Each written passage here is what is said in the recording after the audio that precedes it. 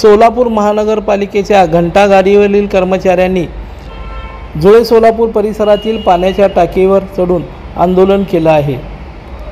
ठेकेदाराकडून वेळेवर पगार दिली जात नाही व पगारीमध्ये मोठ्या प्रमाणात कपात केली जात आहे, असा आरोप कर्मचाऱ्यांनी केला आहे।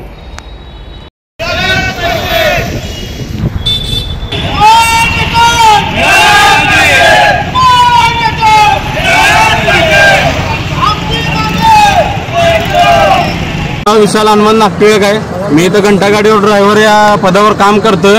माझा पगार 2 महिने झाले नव्हते।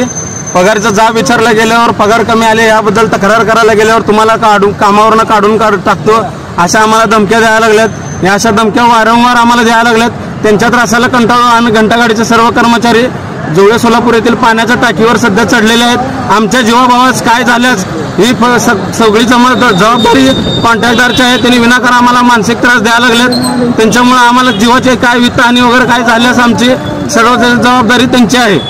लोकदर्शन मराठी चॅनलला सबस्क्राइब करा, बेल बटनला क्लिक करा व लाईक करायला विसरू नका।